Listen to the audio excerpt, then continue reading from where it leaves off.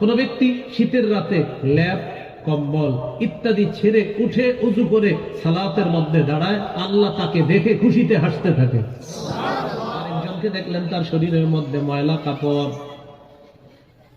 নবীজি বললেন আমা হাযা ইয়াজিদু মাআন ইয়াগসিলু বিহি তাওবা, সে কি কোনো পানি পায় না তার কাপড় ধৌত করার জন্য? বিসমিল্লাহির রহমানির রহিম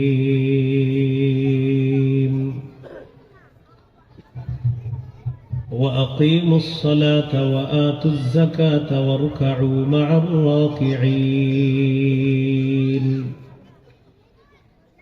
وقال تعالى وأقم الصلاة طرفي النهار وزلفا من الليل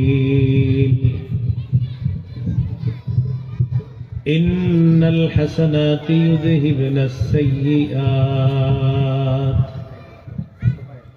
ذلك ذكرى للذاكرين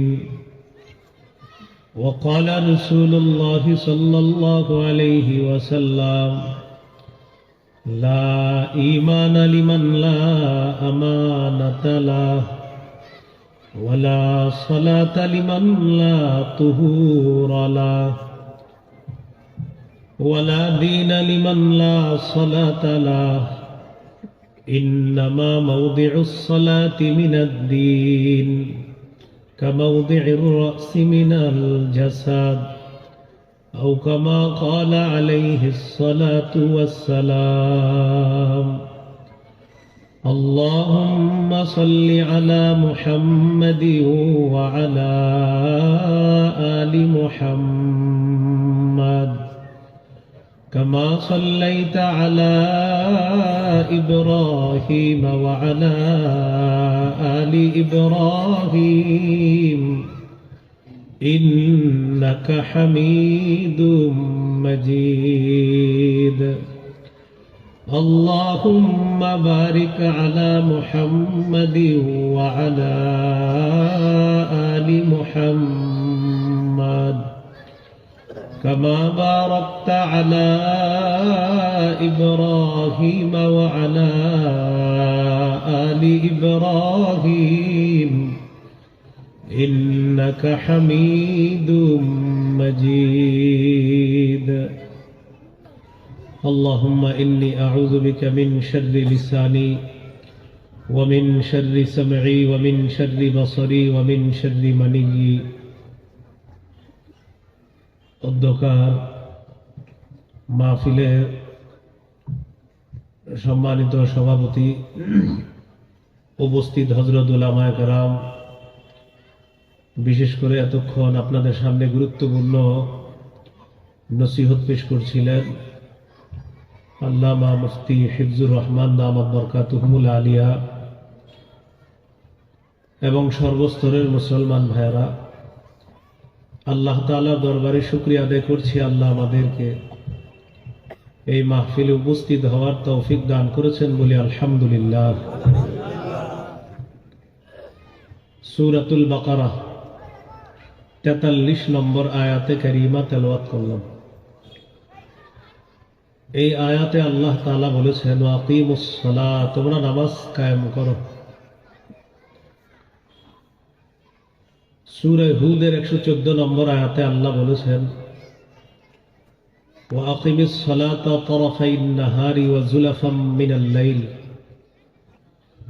দিনের দুই প্রান্তে এবং রাতের কিছু অংশে তোমরা সালাত কায়েম করো, নামাজ কায়েম করো।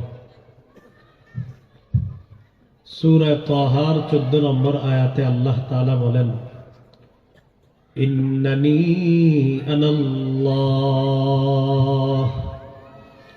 লা ইলাহা ইল্লা আনা ফা'বুদনি ওয়া আকিমিস সালাতা লিযিকরি। আল্লাহ বলেন আমি ছাড়া কোনো ইলাহ নাই, আমার ইবাদত করো, আমার শরণার্থে নামাজ কায়েম করো। সূরা আনকাবুতের 45 নম্বর আয়াতে আল্লাহ বলেন উতলু মা উহিয়া ইলাইকা মিনাল কিতাবি ওয়া আকিমিস সালাহ নবী আপনি তেলাওয়াত করেন, যে ওহী আপনার কাছে পাঠানো হয়, কিতাবের যে ওহী আপনার কাছে পাঠানো হয়, এই ওহী আপনি তেলাওয়াত করেন এবং নামাজ কায়েম করেন। সূরা বাকারার ৪৩ নম্বর আয়াতে আল্লাহ বললেন নামাজ কায়েম করার কথা। সূরা হুদের ১১৪ নম্বর আয়াত, সূরা তাহার ১৪ নম্বর আয়াত, সূরা আনকাবুতের ৪৫ নম্বর আয়াতে আল্লাহ বললেন নামাজ কায়েম করতে। নামাজ গুরুত্বপূর্ণ ইবাদত। রাসূলুল্লাহ সাল্লাল্লাহু আলাইহি সাল্লাম বলেন, লা ঈমানা লিমান লা আমানাতা লাহ। যার আমানতদারিতা নাই তার ঈমান নাই। ওয়ালা সালাতা লিমান লা তুহুরা লাহ। যার পবিত্রতা নাই তার নামাজ নাই, মানে পবিত্রতা ছাড়া নামাজ হয় না। ওয়ালা দীনা লিমান লা সালাতা লাহ। যার নামাজ নাই তার দ্বীন নাই। ইন্নামা মাওদিউস সালাতি মিনাদ দ্বীন কামাওদিউর রাসি মিনাল জাসাদ। শরীরের মধ্যে মাথার অবস্থান যেমন, দ্বীনের মধ্যে নামাজের অবস্থান তেমন। শরীরের মধ্যে মাথার যেমন অবস্থান, দ্বীনের মধ্যে নামাজের তেমন অবস্থান। মাথা ছাড়া যেমন শরীর অপূর্ণাঙ্গ, নামাজ ছাড়া দ্বীন অপূর্ণাঙ্গ। নামাজ গুরুত্বপূর্ণ ইবাদত। ইবনে মাজার হাদিস 278-279 দুই হাদিসের মধ্যে আছে, قال رسول الله صلى الله عليه وسلم استقيموا فنعما أن تستقيموا واعلموا أن من أفضل أعمالكم الصلاة ولا يحافظ على الوضوء إلا مؤمنون। রাসূলুল্লাহ সাল্লাল্লাহু আলাইহি সাল্লাম বলেন, তোমরা অটল থাকো দ্বীনের উপর। দ্বীনের উপর অটল থাকা কতই না কল্যাণ, কতই না উত্তম। জেনে রাখবা তোমাদের ইবাদতের মধ্যে সবচেয়ে শ্রেষ্ঠ ইবাদত হলো নামাজ। তোমাদের আমল সমূহের মধ্যে শ্রেষ্ঠ আমল হলো নামাজ। মুমিনরা ওযু গুরুত্ব সহকারে করে, ওযু যত্ন সহকারে করে একমাত্র মুমিনরা। তো এই নামাজ কায়েম করতে বলছে আল্লাহ তাআলা। নামাজ কায়েম করা দ্বারা কি উদ্দেশ্য? নামাজ প্রতিষ্ঠিত করা দ্বারা কি উদ্দেশ্য? মৌলিক 5টি উদ্দেশ্য। 1 নম্বর, আল মুহাফাজাতু আলা শুরুতিস সালাহ। নামাজের পূর্বে কিছু শর্ত আছে, এই শর্তগুলা গুরুত্ব দেওয়া। 2 নম্বর, আল মুহাফাজাতু আলা রুকুই ওয়াস সুজুদ। রুকু সিজদা গুরুত্ব সহকারে ধীরস্থির ভাবে আদায় করা। 3 নম্বর, আল মুহাফাজাতু আলাল খুশুই ওয়াল খুজু'। খুশু খুজুর সাথে নামাজ পড়া। 4 নম্বর, পরিবারকে নামাজের হুকুম করা। 5 নম্বর, সমাজের, থানার, জেলার, বিভাগের, রাষ্ট্রের সব মুসলমান যেন নামাজি হয়ে যায়, এই চেষ্টা অব্যাহত রাখা, মানে নামাজ কায়েম করা। 1 নম্বর, নামাজের পূর্বে যে শর্তগুলো আছে এই শর্তগুলোর প্রতি যত্নবান হওয়া। শরীর পাক, কাপড় পাক, নামাজের জায়গা পাক, সতর ঢাকা, কেবলামুখী হওয়া, ওয়াক্ত মতো নামাজ পড়া, সময় মতো নামাজ পড়া, নামাজের নিয়ত করা।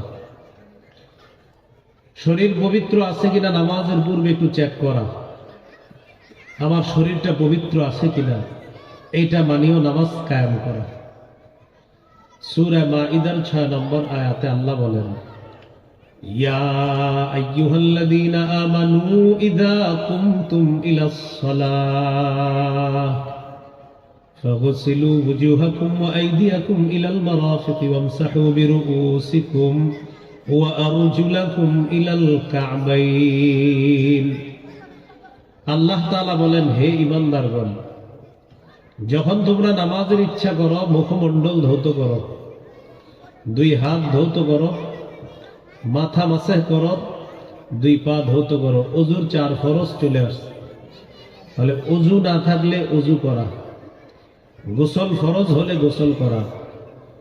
আল্লাহ তাআলা বলেন, ওয়া ইন কুনতুম জুনুবান ফাত্তাহহারু। যদি তোমরা জুনুবি হও, অপবিত্র হও, তাহলে ভালোভাবে পবিত্রতা অর্জন করো। সহিহ বুখারীর বর্ণনা 6956 নম্বর হাদিস। عن أبي هريرة عن النبي صلى الله عليه وسلم قال لا يقبل الله صلاة أحدكم إذا أحدث حتى يتوضأ। রাসূলুল্লাহ সাল্লাল্লাহু আলাইহি সাল্লাম বলেন, তোমাদের মধ্যে কোন ব্যক্তির সালাত আল্লাহ তাআলা ততক্ষণ কবুল করেন না যতক্ষণ সে ওযু না থাকলে ওযু না করবে, ততক্ষণ তার সালাত আল্লাহ তাআলা কবুল করেন না। তিরমিজির হাদিস 4 নম্বর হাদিস। قال رسول الله صلى الله عليه وسلم مفتاح الجنة الصلاة ومفتاح الصلاة الطهور। রাসূলুল্লাহ সাল্লাল্লাহু আলাইহি সাল্লাম বলেন, জান্নাতের চাবি হলো নামাজ, নামাজের চাবি হলো পবিত্রতা অর্জন করা। এই হলো শরীর পাক করা, ওযু না থাকলে ওযু করা, গোসল ফরজ হলে গোসল করা, কাপড় পাক, নামাজের পূর্বে আপনার কাপড় পাক সাফ আছে কিনা এটা চেক করা মানেও নামাজ কায়েম করা। সূরা মুদ্দাসসিরের 4 নম্বর আয়াতে আল্লাহ তাআলা বলেন, ওয়া থিয়াবাকা ফাতাহহির। নবী আপনি আপনার কাপড় সমূহ পবিত্র করেন। সহিহ বুখারীর বর্ণনা 227 নম্বর হাদিস। এক মহিলা রাসূল সাল্লাল্লাহু আলাইহি সাল্লামের কাছে আসছে।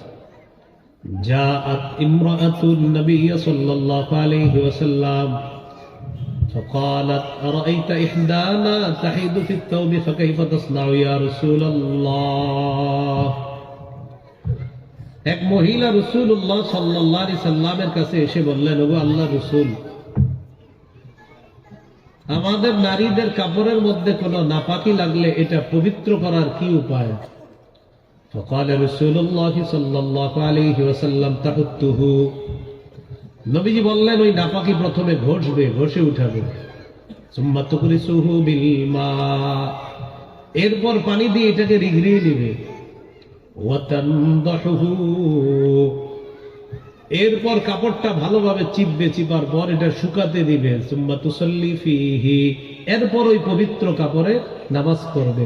এই হাদিস থেকে বোঝা যায় নামাজের পূর্ববর্তী শর্ত কাপড় পবিত্র আছে কিনা, এটা পূর্বের একটা শর্ত। নামাজের জায়গা পাক, ঘরে যদি নামাজ পড়েন নফল সুন্নত বিতির নামাজ, যায় নামাজটা চেক করে নেবেন বাচ্চা প্রস্রাব করে দিল কিনা। মসজিদের জানালার পাশে যদি নামাজ পড়েন ভালোভাবে একটু চেক টেক করে নেবেন কোন ধরনের নাপাকি ময়লা ইত্যাদি ঢুকে গেল কিনা, বাতাসে ইত্যাদির মাধ্যমে চেক করা নামাজের জায়গা। আল্লাহর পক্ষ থেকে গোটা জমিন আমাদের জন্য পবিত্র এবং সেজদার স্থান। মাখলুক এটাকে অপবিত্র করে, তখন এটাকে পবিত্র করতে হবে। সহিহ বুখারীর বর্ণনা 438 নম্বর হাদিস। قال رسول الله صلى الله عليه وسلم أعطيت خمسا لم يعطهن أحد من الأنبياء من قبلي। রাসূলুল্লাহ সাল্লাল্লাহু আলাইহি সাল্লাম বলেন, আমাকে এমন 5টি জিনিস দেওয়া হয়েছে যা অতীতের কোন নবীকে দেওয়া হয় নাই। এই 5টার মধ্যে একটা হলো ওয়াজুইলাত লিয়াল আরদু মাসজিদান ওয়া তাহুরা, আমার জন্য গোটা জমিনটা সেজদার স্থান এবং পবিত্র, আল্লাহর পক্ষ থেকে সেজদার স্থান এবং পবিত্র করে দেওয়া হয়েছে। আইয়ুমা রাজুলিন মিন উম্মতি আদরাকাতহুস সালাহ ফালইউসাল্লি, আমার উম্মতের কারো যখন নামাজের সময় হবে সে পবিত্র জমিনের মধ্যে নামাজ আদায় করে নিবে, আল্লাহ তাআলা তার নামাজ কবুল করে নেবেন। অতীতের ইবাদত খানায় গিয়ে ইবাদত করা লাগতো, কিন্তু এই উম্মত নামাজের সময় হয়েছে, আশেপাশে ইবাদত খানা পাইতেছে না, ওই জায়গায় ওই পবিত্র জমিনে নামাজ আদায় করবে, আল্লাহ তার নামাজ কবুল করে নেবে। তো এখান থেকে বোঝা যায় নামাজের জায়গা পাক, এটা আল্লাহর পক্ষ থেকেই পাক। মাখলুক এটাকে নাপাক বানায়, তখন এটাকে পাক করতে হবে। সতর ঢেকে নামাজ পড়া, এটা অন্যতম একটা বিধান মুসলমানদের জন্য। সূরা আরাফের 31 নম্বর আয়াতে আল্লাহ তাআলা বলেন, ইয়া বনি আদম খুযু যিনাতাকুম ইনদা কুল্লি মসজিদ। হে আদম সন্তান, তোমরা প্রত্যেক নামাজের সময় বেশভূষা ধারণ করো, একটু সুন্দর পোশাক পরে তোমরা নামাজে আসবে। পোশাক মৌলিকভাবে 3 ধরনের হতে পারে, ওয়াজিব, মুস্তাহাব, আর একটা হলো হারাম। আবশ্যক হলো যেটুকু পোশাকের মাধ্যমে সতর ঢেকে রাখা যায় এতটুকু তো লাগবেই সবার। আবু দাউদের হাদিস, 4017 নম্বর হাদিস। বাজ ইবনে হাকিম তার পিতা থেকে, তার পিতা তার দাদা থেকে, তার দাদা রাসূলুল্লাহ সাল্লাল্লাহু আলাইহি সাল্লাম থেকে হাদিস বর্ণনা করেছে। তিনি বলেন, কুলতু ইয়া রাসূলুল্লাহ আওরাতুনা মা নাতি মিনহা ওয়া মা নাদার। হুজুর, সতর কতটুকু অংশ ঢেকে রাখতে হবে আর কতটুকু অংশ ঢেকে না রাখলে চলবে? কাদের সামনে সতর ঢাকতে হবে আর কাদের সামনে না ঢাকলে হবে? মাসালা জানতে চাই। فقال رسول الله صلى الله عليه وسلم احفظ عورتك الا من زوجتك। তুমি তোমার স্ত্রী ছাড়া সবার সামনে তোমার সতর ঢেকে রাখবা, লজ্জাস্থান ঢেকে রাখবা। তো স্ত্রী ছাড়া সবার সামনে লজ্জাস্থান ঢেকে রাখতে হবে। এই হাদিসের মধ্যে সাহাবী প্রশ্ন করেছিলেন, ইদা কানার রাজুলু খালিয়ান ইয়া রাসূলুল্লাহ, ইয়া রাসূলুল্লাহ, কেউ যদি ঘরের মধ্যে একা থাকে তখন তার সতরের মাসালা কি? নবীজি বললেন, আল্লাহু আহাক্কু আইয়ুস্তাহিয়া মিনহু মিনান নাস। মানুষের চাইতে আল্লাহ বেশি হকদার। আল্লাহকে আমরা লজ্জা পাবো এই ব্যাপারে আল্লাহ বেশি হকদার। অর্থাৎ মানুষের চাইতে আমি আপনি আল্লাহকে বেশি লজ্জা পাওয়া দরকার। ঘরে কেউ না থাকলেও আল্লাহ আছে, এই জন্য তখনও সতরের ব্যাপারে খুব যত্নশীল হতে হবে। সতরটা তখনও যথাসম্ভব ঢেকে রাখতে হবে, কারণ আল্লাহকে লজ্জা পাওয়া যায়। তাহলে সতর ঢেকে নামাজ পড়া, এটার একটা গুরুত্ব আছে। তো এরপরে কথা হলো একটু সুন্দর পোশাকে নামাজ পড়ার চেষ্টা করা। পোশাক একটু সামর্থ্য অনুযায়ী ভালো হওয়া, এটা দোষণীয় না। আবু দাউদের হাদিস, 4063 নম্বর হাদিস। আবুল আহওয়াস তার পিতা থেকে বর্ণনা করেন, তিনি বলেন, আতাইতুন নবিয়্য সাল্লাল্লাহু আলাইহি ওয়াসাল্লাম ফি সাওবিন দুনিন। আমি রাসূলুল্লাহ সাল্লাল্লাহু আলাইহি সাল্লামের কাছে নিম্নমানের একটা পোশাকে আসলাম, একটা নিম্নমানের পোশাক পরে নবীজির কাছে আসলাম। নবীজি আমার শরীরে নিম্নমানের পোশাক দেখে আমাকে বললেন, আলাকা মাল, আচ্ছা তোমার সম্পদ আছে? সাহাবী জবাব দিলেন, জি হুজুর, আমার সম্পদ আছে। নবীজি বললেন, মিন আইয়িল মাল, কোন ধরনের সম্পদ? সাহাবী জবাব দিলেন, কাদ আতানি আল্লাহু মিনাল ইবলি ওয়াল গানামি ওয়াল খাইলি ওয়ার রাকিক। আল্লাহ তাআলা আমাকে উট দিয়েছেন, বেড়া, দুম্বা ইত্যাদি দিয়েছেন, ঘোড়া, দাস, দাসী আল্লাহ আমাকে দিয়েছেন। আলহামদুলিল্লাহ, আমার যথেষ্ট সম্পদ আছে। রাসূলুল্লাহ সাল্লাল্লাহু আলাইহি সাল্লাম বললেন, এত সম্পদ, তোমার পোশাক এরকম নিম্নমানের কেন? ইদা আতাকাল্লাহু মালান ফালিয়রা আসারু নি'মাতিল্লাহি আলাইকা ওয়া কারামাতি। আল্লাহ তাআলা যখন তোমাকে নিয়ামত দান করেছেন, সম্পদ দান করেছেন, এই নিয়ামতের নিদর্শন তোমার শরীরে প্রকাশ পাওয়া, এটা উচিত, এটা দরকার। এটা আল্লাহ তাআলা পছন্দ করেন। এটা আল্লাহ তাআলা পছন্দ করেন যে তোমার শরীরে এই নিয়ামতের নিদর্শন এটা দেখা যাক, এটা আল্লাহ পছন্দ করেন। হাদিসে আছে আপনার, আল্লাহ তাআলা যখন কোন বান্দাকে নিয়ামত দান করেন, ইন্নাল্লাহা ইযা আনআমা আলা আবদিন নি'মাতান ইউহিব্বু আইয়ারা আথারান নি'মাতি আলাইহি। আল্লাহ যখন কোন বান্দাকে নিয়ামত দান করেন, আল্লাহ পছন্দ করেন নিয়ামতের নিদর্শনটা তার মধ্যে দেখা যাক, এটা আল্লাহ তাআলা পছন্দ করেন। এটা আল্লাহ পছন্দ করেন। আল জামিউস সগীরের 1662 নম্বর হাদিস, কোন বান্দাকে আল্লাহ যখন কোন নিয়ামত দান করেন, এই নিয়ামতটার নিদর্শনটা দেখা যাক, এটা আল্লাহ পছন্দ করেন। সামর্থ্য অনুযায়ী একটু ভালো মানের উত্তম পোশাক পরা, এটা দোষণীয় না। এটা অহংকারের নিয়ত না থাকলে অহংকার হবে না। তিরমিজির হাদিস 1999 নম্বর হাদিস, রাসূলুল্লাহ সাল্লাল্লাহু আলাইহি সাল্লাম বলেন, লা ইয়াদখুলুল জান্নাতা মান কানা ফি কলবিহি মিসকালু যাররাতিন মিন কিবরিন। নবীজি বলেন, যার অন্তরে সরিষার দানা পরিমাণ অহংকার আছে, এই ব্যক্তি জান্নাতে প্রবেশ করবে না। قال رجل إن الرجل يحب أن يكون ثوبه حسنا ونعله حسنة يا رسول الله ইয়া রাসূলুল্লাহ, অনেক মানুষ আছে এমন যে মানুষ চায় তার পোশাকটা যেন উত্তম হয়, তার জুতা জোড়া যেন উত্তম হয়। হুজুর, এটাও কি অহংকার? হুজুর, অনেক মানুষ এটা পছন্দ করে, তার পোশাক যেন উত্তম হয়, তার জুতাটা যেন একটু উত্তম হয়, এটাও কি অহংকার হবে? فقال رسول الله صلى الله عليه وسلم إن الله جميل يحب الجمال। নিশ্চয় আল্লাহ তাআলা সুন্দর, সৌন্দর্যতাকে আল্লাহ পছন্দ করেন।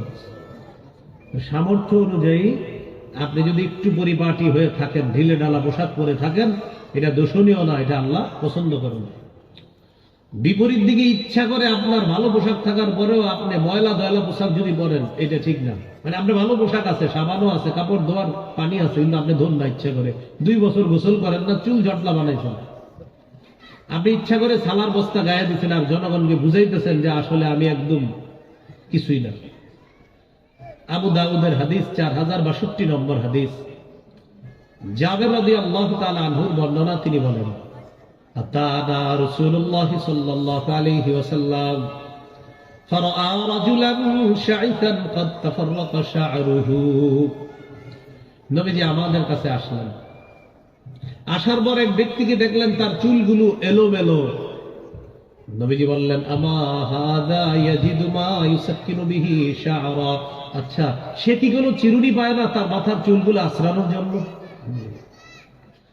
ওয়ারাআ রাজুলান আখার আলাইহি থিয়াবুন ওয়াসিখা।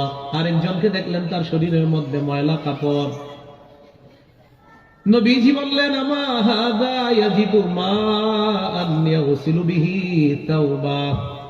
সে কি কোনো পানি পায় না তার কাপড় ধৌত করার জন্য? তার কি পানি নাই কাপড় ধৌত করার জন্য? এখান থেকে বোঝা যায় ইচ্ছা করে চুল জটলা বানানো আর সালার বস্তা গায়ে দিয়ে থাকা, এটা আপনার, এটা ভণ্ডামি। এটা কি বলেন তো? ভণ্ডামি। আচ্ছা, বুঝলাম শুরুতে ওনার সালার বস্তা গায়ে দেওয়ার যোগ্যতা ছিল তাই গায়ে দিচ্ছে, তো ওনার তো এখন মুরিদ হয়ে গেছে অনেক। মুরিদ হওয়ার পরে একজন মুরিদকে একজোড়া পাঞ্জাবি দেওয়ার হাদিয়া দিতে পারে না। আপেল কমলা আঙ্গুর আর মালটা কমলা দিয়া পুরো ঘর ভর্তি, কিন্তু উনি ওনার ওই চুলও ধোয় না, শ্যাম্পু কিনার টাকা নাই, আর থালা খোলে না। কেন? কারণ ওনার এই পীরগিরির ইনভেস্ট হলো ওই থালা আর জটলা চুল। এইটার কারণে তার একদম মুরিদ হয়েছে। যাদেরকে বুঝাইছে নামাজ লাগবে না, রোজা রাখবে না, কিচ্ছু লাগবে না, এই মোহাম্মদপুরে আশেপাশে ছিল একজন, মারা গেছে। এটা আমি আসাদবির মুসলিম বেকারিতে নিজে দেখছি, রমজানের দিনের বেলা বৈশা বৈশা রুটি আর কলা খাইতেছে। তখন আমি আসাদবির মসজিদে তারাবি পড়াই। আল্লাহ আমাদেরকে হেফাজত করে। উত্তম পোশাক পরিধান করা সামর্থ্য অনুযায়ী, এটা দোষণীয় না, ইসলাম উৎসাহ প্রদান করেছে। নামাজের সময় সামর্থ্য অনুযায়ী একটু ভালো পোশাক পরে নামাজে যাওয়া, এই ব্যাপারে একটা হাদিস আছে। আজকে আমরা একটা স্পেশাল নামাজ পড়ছি দিনের বেলা। কি নামাজ? জুমার নামাজ। তো এটা এই জন্য বললাম, অনেকে আপনার পুরো 7টা নামাজই পড়ে না, এই জন্য এই দিনই পড়ে, বলে আজকে নামাজের দিন। কিসের দিন?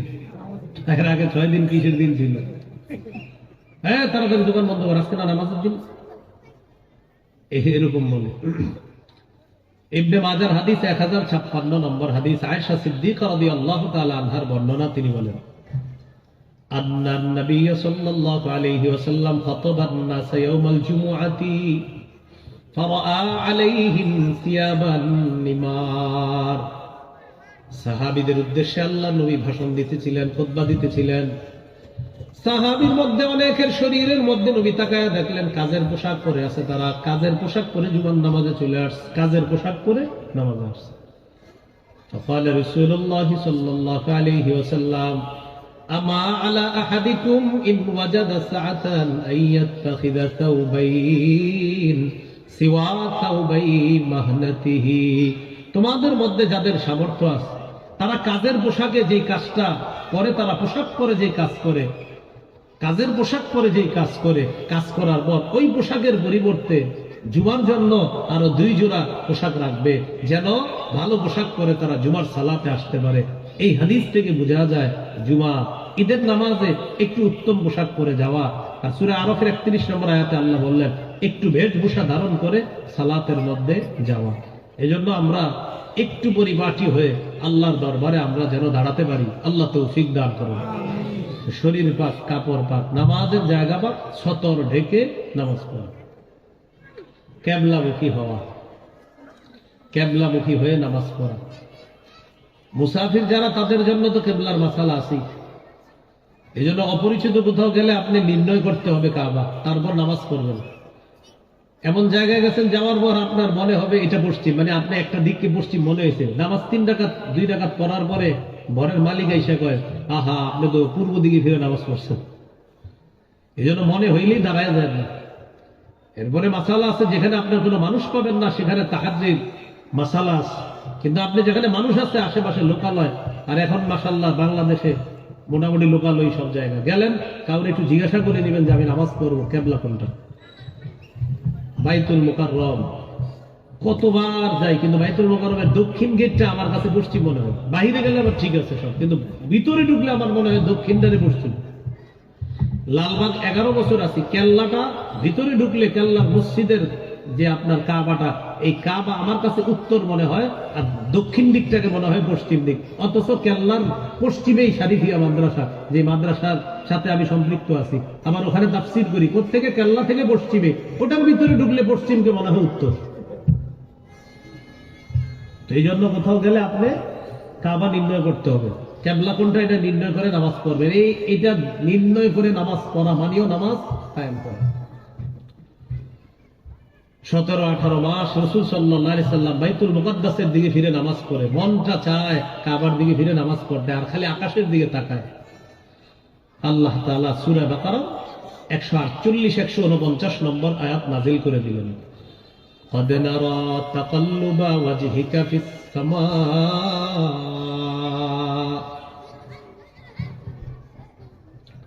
হাবিব আপনি যে বারবার আকাশের দিকে এইভাবে মাথা উঠানামা করেন, এটা আমি দেখি, আর কেন করেন আমি জানি। সুবহানাল্লাহ। ফালানুওয়াল্লিয়ান্নাকা কিবলাতান তারদাহা, অবশ্যই অবশ্যই আমি আপনাকে আবার ফিরিয়ে দিব কিবলাতান তারদাহা, ওই কিবলার দিকে যে কিবলাটা আপনার পছন্দ, অর্থাৎ আবার কাবার দিকে আপনাকে ফিরিয়ে দেব। 4 রাকাত ওয়ালা নামাজ নিয়ত করছে বাইতুল মুকাদ্দাসের দিকে ফিরে, 2 রাকাত পড়ছে, বাকি আছে 2 রাকাত। জিবরিল আমিন এসে বললেন ঘুরে যান, বাকি 2 রাকাত কাবার দিকে ফিরে পড়েন। তো 4 রাকাতের 2 রাকাত বাইতুল মুকাদ্দাসের দিকে, 2 রাকাত আপনার কাবার দিকে। এই জন্য মসজিদটাকে বলা হয় মসজিদু জিল কিবলাতাইন, 2 কিবলার মসজিদ। একই নামাজ 2 কিবলার দিকে ফিরে পড়েছিলেন। এই জন্য কিবলামুখী হয়ে নামাজ পড়া, এটাও নামাজ কায়েম করা, সময় মতো নামাজ পড়া গুরুত্বপূর্ণ ইবাদত। সূরা নিসার 103 নম্বর আয়াতে আল্লাহ তাআলা বলেন ইন্নাস সালাতা কানাত আলাল মুমিনিনা কিতাবাম মাওকুতা, নিশ্চয়ই নামাজ মুমিনদের উপর সময় মতো ফরজ। মুমিনদের উপর সময় মতো নামাজ পড়া ফরজ, মুমিনদের উপর সময় মতো নামাজ পড়া ফরজ। এই কথা খুব গুরুত্ব দেওয়া। মাহফিলের দিনও কিন্তু নামাজ ফরজ। কিসের দিন? বিভিন্ন জায়গায় মাহফিলের দিন সবাই এত আবেগী হয়ে যায়। নামাজ একটা যে গুরুত্বপূর্ণ ইবাদত, মানে হুজুর আসবে, রিসিভ করতে হবে, এই এক হতাশায় নামাজ কি জানি হয়ে যায়, এক একটা বিষয় থাকে। আর বিভিন্ন এলাকায় যুব সমাজের যদি বিশাল আয়োজন থাকে, আপনার 20-30টা মোটর সাইকেল যায় হুজুরে রিসিভ করতে, আর ঘটনাচক্রে এটা যদি মাগরিবের সময় হয়, টেনশনে পড়ে মসজিদে ঢুকবো না হুজুরে রিসিভ করবো, কোনটা করবো, নামাজ যাক হুজুর না যাক। মাগরিবের সময় কি বেশিক্ষণ থাকে? 4 মাযহাবেরই তো ফতোয়া মাগরিবের আযানের পর বেশি দেরি না করা। আমাদের হযরত আছে এখানে, আমাদের বাংলাদেশের মসজিদগুলো আমি কি এক অবস্থা, আপনার মাগরিবে আজানের পরে এখন লম্বা সময় দেরি করা হচ্ছে। আর এটা বিভিন্ন জায়গায় বলতেছে হুজুর ওযু ইস্তেনজা, তো ঠিক আছে, যেখানে ওযু ইস্তেনজাখানা সমস্যা সেখানে হুজুর, যেখানে সমস্যা না। এই জন্য আমি আগে লক্ষ্য করছি 10-12 বছর আগেও আমাদের দেশে মাগরিবের আজানের আগে মুসল্লি চলে আসতো, কিন্তু এখন আজানের আগে আসে না, কারণ সবার আকীদা তৈরি হয়ে গেছে আজানের পরেও লম্বা সময় পাওয়া যায়, আস্তে আস্তে যাই। বাকি এটা আমি চূড়ান্ত কথা বলতেছি না, আমার হুজুর আছে এখানে। মাগরিবের আজানের পরে 4 মাযহাবের ফতোয়াটা কি? তো মাগরিবের আজানের পরে লম্বা সময় দেরি করা হচ্ছে। বিভিন্ন জায়গায় আবার অপেক্ষা করা হয়, হুজুর আসলে জামাতে দাঁড়াবে। কে বলছে আপনার অপেক্ষা করতে? আপনি জামাত পড়ে ফেলেন, তিনি আসুক, তিনি কোথাও নামাজ পড়ে ফেলবেন। তো মাগরিবের সময় বেশিক্ষণ থাকে না, রিসিভ করতে যায় হুজুরে, বাস রিসিভ করছে, নামাজ পড়ে না। অনেকেই নামাজ পড়ছেন ইন্নালিল্লাহ, আবেগে ভুলে গেছে। মুমিনদের উপর সময় মতো নামাজ পড়া ফরজ। সহিহ বুখারীর বর্ণনা 527 নম্বর হাদিস, আব্দুল্লাহ ইবনে মাসউদ রাদিয়াল্লাহু তাআলা আনহুর বর্ণনা, তিনি বলেন, সাআলতু রাসূলুল্লাহ সাল্লাল্লাহু আলাইহি ওয়াসাল্লাম আইয়ুল আমালি আহাব্বু ইলাল্লাহ। রাসূলুল্লাহ সাল্লাল্লাহু আলাইহি সাল্লামকে প্রশ্ন করলাম, আল্লাহর কাছে সবচেয়ে পছন্দনীয় আমল কোনটি? নবীজি বললেন, আস-সালাতু আলা ওয়াক্তিহা, সময় মতো নামাজ পড়া। সবচেয়ে পছন্দনীয় আমল সময় মতো নামাজ। শীতকালে যোহর, আসর, মাগরিবটা আমরা সবাই খুব গুরুত্ব দিব। যোহরের পরেও বেশি সময় থাকে না, আসরের পরে তো থাকেই না সময়, আর মাগরিবের সময় তো বেশিক্ষণ নাই। তাহলে যোহরের পরে দেখবেন খাবার খাইতে বসছেন দুপুরে, একটু পরে আসরের আজান দিয়ে দিচ্ছে। আসরের পরে একটু চা খাইতে গেছেন, বাস ঘুরতে দেরি আবার মাগরিবের আজান দিয়ে দিচ্ছে। তো এই জন্য আসরের নামাজের আজানের পরে যারা ব্যবসায়ী আছেন দেরি করবেন না, বেশিক্ষণ সময় মতো নামাজটা পড়ে নেন। মা বোনরা রান্নায় বসে আরেকটু পরে পড়ি, ইচ্ছা করে সূর্যটা হলুদ বানায়। আবু দাউদের হাদিস 413 নম্বর হাদিস, রাসূলুল্লাহ সাল্লাল্লাহু আলাইহি সাল্লাম বলেছেন, তিলকা সালাতুল মুনাফিকিন, তিলকা সালাতুল মুনাফিকিন, তিলকা সালাতুল মুনাফিকিন। এটা মুনাফিকের নামাজ, এটা মুনাফিকের নামাজ, এটা মুনাফিকের নামাজ। যে ব্যক্তি ইচ্ছা করে সূর্য হলুদ বানায়, এরপর রাকাত আরবাআ, কোন মতে 4টা ঠোকর দিয়ে 4 রাকাত আসর পড়ে, নবী বললেন এটা মুনাফিকের নামাজ। তাহলে এই ভুলটা আমরা করব না। ওজোরের মাসালা তো ভিন্ন, কিন্তু কি ওজোর? আপনি রান্না করতে গিয়ে আপনি ইচ্ছা করে দেরি করতেছেন, আপনি এখানে আছেন, আপনি আরেকটু পরে বলি মোবাইল চালাইতেছেন বৈশা বৈশা, তো এটা কোনো ওজোর হলো বলেন? এই ওজোরে আপনি সূর্য হলুদ করছেন না, সময় মতো নামাজ পড়া। আল্লাহ তাআলা আমাদেরকে তৌফিক দান করেন। এই জন্য আল্লাহ তাআলা সূরা বাকারার 238 নম্বর আয়াতে বলেছেন, হাফিজু আলাস সালাওয়াত, তোমরা নামাজ সমূহের প্রতি যত্নবান হও, ওয়াস সালাতিল মুস্তা, বিশেষ করে মধ্যম নামাজ। এখানে উদ্দেশ্য আসরের নামাজ। বুখারীর হাদিস দ্বারাও বোঝা যায় কাফেররা নবীজিকে নামাজ পড়তে দিচ্ছিল না। পরে নবীজি বলেছিলেন, মানা আল্লাহু বুয়ুতাহুম ওয়া কুবুরহুম নারা শাগালুনা আন সালাতিল বুসতা, আল্লাহ তাদের কবরগুলা, তাদের ঘরগুলা আগুনে পরিপূর্ণ করে দেন, তারা আমাদেরকে আসর নামাজ দেরি করার হোক। তো ভাই বলছিলাম, শীতকালে যোহর, আসর, মাগরিব এইগুলা কিন্তু আপনার দেরি করবেন একদম। ফজর তো ঠিক আছে, ফজর তো সূর্য ওঠার আগে পড়তে হবে আমাদের, কিন্তু বলছিলাম যে টাইম বেশিক্ষণ থাকে না, কিন্তু জোহরের বড় টাইম নেই, আসরের বড় সময় নেই। তো এই নামাজগুলা সময় মতো পড়বো, বলে ইনশাআল্লাহ। বাংলাদেশ এয়ারপোর্টে আপনি সময় মতো মাগরিব পড়ছেন, মাগরিব পড়ার পর প্লেনে উঠে উমরা হজের উদ্দেশ্যে রওনা করছেন, আল্লাহ তৌফিক দান করেন। রওনা করার পর কিছুক্ষণ প্লেন পশ্চিম দিকে গেছে, যাওয়ার পর দেখেন কি সূর্য এখনো ডুবে নেই। বাংলাদেশে মাগরিব টাইম মতো করে ফেলছেন। তো প্লেনে উঠছেন, প্লেন পশ্চিম দিকে গেছে, যাওয়ার পর দেখেন সুবহানাল্লাহ, আল্লাহর কুদরতের নিদর্শন যে সূর্য তো ডুবে নেই এখানে। একটু পরে সূর্য ডুবছে, আবার মাগরিবের সময় হয়েছে, তখন কি করবেন? তখন কি করবো আমরা? একটু আমার সাথে ওলামা হযরত ছাড়া অন্যরা বলেন, ওলামা হযরত বলা প্রয়োজন নেই, বলেন একদিনে 1 ওয়াক্ত নামাজ একবারই ফরজ। একদিনে 1 ওয়াক্ত নামাজ একবারই ফরজ। তো মাগরিব যেহেতু আমরা পড়ে ফেলছি একবার, সেহেতু আবার প্লেনে সময় হলেও আর পড়া লাগবে না। এই হলো সময় মতো নামাজ পড়া, মানে নামাজ কায়েম করা।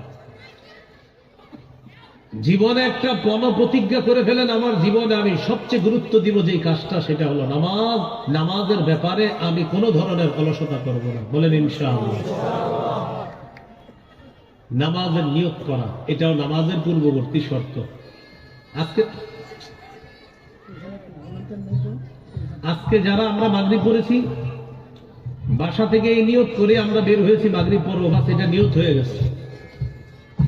আলাদা মুখে আবার বলা দরকার নেই, মুখে আবার আলাদা বলার প্রয়োজনীয়তা নাই। এরপরও জানাজার নামাজ আর ঈদের নামাজ ইমাম সাহেবদেরকে একদম পাগল করে ফেলে জাতি। জানাজার নামাজে দাঁড়ায় বলে, হুজুর জানাজার নামাজের নিয়তটা কি? বলতেছে কি জানাজার নামাজের নিয়তটা কি? কি বলতেছে? কি বলতেছে মুখ দিয়ে? জানাজার নামাজের নিয়তটা বলেন হুজুর। উনিও জানতেছে আমি এখন জানাজার নামাজ পড়বো, আবার বলতেছে হুজুর নিয়তটা বলেন। ঈদের নামাজে এসে হুজুর ঈদের নামাজের নিয়তটা একটু বলে, নিয়ম সব পিছন থেকে বলবে বলতেছি কিন্তু মুখ দিয়ে ঈদের নামাজের নিয়ত। তো উনিও জানতেছে কোন নামাজ পড়বে, উনিও জানতেছে জানাজার নামাজ পড়বে, উনি জানতেছে ঈদের নামাজ পড়বে। পরে আবার জিজ্ঞাসা, হুজুর একটু বলেন।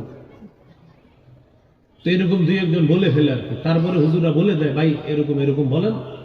বলার পরে বুঝি নাই, আরো সহজ করে দেন। তখন আর কি করবেন? শেষে বলবেন যে আপনি আল্লাহরে বলেন, আল্লাহ ইমাম সাহেব যে নামাজ পড়ে আমি ওই নামাজ পড়ি, আল্লাহু আকবার, তো হয়ে যাবে আশা করি ইনশাআল্লাহ। সহিহ বুখারীর 1 নম্বর হাদিস, ইন্নামাল আমালু বিন্নিয়াত, আমলের প্রতিদান বিশুদ্ধ নিয়তের সাথে।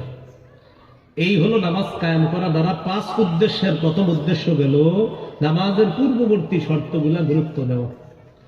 নামাজ কায়েম করা দ্বারা দ্বিতীয় উদ্দেশ্য রুকু সেজদা সুন্দরভাবে করা, ধীরস্থির ভাবে করা। সহিহ বুখারীর বর্ণনা 757 নম্বর হাদিস, রাসূলুল্লাহ সাল্লাল্লাহু আলাইহি সাল্লাম মসজিদে আসছে। এক ব্যক্তি মসজিদে ঢুকে নামাজ পড়ছে। নামাজ পড়ার পর নামাজের সালাম ফিরিয়ে সাল্লামা আলা রাসূলিল্লাহ সাল্লাল্লাহু আলাইহি ওয়াসাল্লাম, নবীজি সাল্লাল্লাহু আলাইহি সাল্লামকে সালাম দিলেন। ফারাদ্দা আলাইহি, নবীজি সালামের জবাব নিলেন। সালামের জবাব দেওয়ার পর নবীজি বললেন, ইরজি ফাসাল্লি ফাইন্নাকা লাম তুসাল্লি, ফিরে যাও, আবার পুনরায় নামাজ পড়ো, তুমি নামাজ পড়োনি। ফারাজা ইউসাল্লি কামা কানা সাল্লা, তিনি আবার আগের মতোই নামাজ পড়ছে। নামাজ পড়ার পর আবার নবীজির এসে সালাম দিছে। নবীজি বললেন, ইরজি ফাসাল্লি ফাইন্নাকা লাম তুসাল্লি, যাও আবার নামাজ পড়ো, তুমি নামাজ পড়ো নাই। তিনি আবার নামাজ পড়লেন। পড়ার পর আবার তিনি ফিরে আসলেন, সালাম দিলেন। নবীজি বললেন, আবার যাও নামাজ পড়ো। এইভাবে 3 বার হওয়ার পর তিনি বললেন, ওয়াল্লাযী বাআসাকা বিল হাক্কি মা উহসিনু গায়রা ফাআল্লিমনি ইয়া রাসূলুল্লাহ, ওগো আল্লাহর নবী, আমি এর চেয়ে ভালো নামাজ পড়তে জানি না, আপনি আমারে শিখিয়ে দেন। তো নবীজি বললেন, ইদা কুনতা ইলাস সালাহ ফাকাব্বির, যখন তুমি নামাজের ইচ্ছা করবা আল্লাহু আকবার বলে হাত বাঁধবা, সানা পড়বা, ফাতিহা পড়বা, সুম্মা ক্রা মা তায়াসসারা মাআকা মিনাল কুরআন, কোরআনের যেখান থেকে পারো সহজ সেখান থেকে তেলাওয়াত করবা। সুম্মা রকা, রুকু করবা, হাত্তা তাতমাইন্না রাকিআ, ধীরস্থির ভাবে রুকু করবা। সুম্মা রফা রাসাকা মিনার রুকু, এরপর রুকু থেকে মাথা উঠাবা, হাত্তা তা'তাদিলা কাইমা, সোজা হয়ে দাঁড়াবা। আমাদের অনেকে এমনি হাঁটে সোজা, মানে এমনি সোজা হয়ে থাকে, আপনার সাথে কথা বলবে সোজা হয়ে দাঁড়ায় কথা বলে, কিন্তু রুকুতে গেলে আপনার উইঠে এরকম বাঁকা হয়ে থাকে। এইটা করবেন না, সোজা হয়ে দাঁড়াবেন। সুম্মা সুজুদ হাত্তা তাতমাইন্না সাজিদা, এরপর সিজদা করবা, ধীরস্থির ভাবে সিজদা করবা। 2 সিজদার মাঝখানে সোজা হয়ে বসবা। এই একজন মানুষ আল্লাহু আকবার, এক সিজদা। 2 সিজদার মাঝখানে সোজা হয়ে না বসে দেখেন, আল্লাহু আকবার এক সিজদা, এই আল্লাহু আকবার বলে উঠেই বাঁকা হয়ে আরেক সিজদার অপেক্ষায় দ্বিতীয় সিজদা দেয়। তো এটা এত বাঁকা হয়ে থাকে, 2 সিজদা মিলে মাঝে মাঝে সিজদা একটা হয়ে যায়।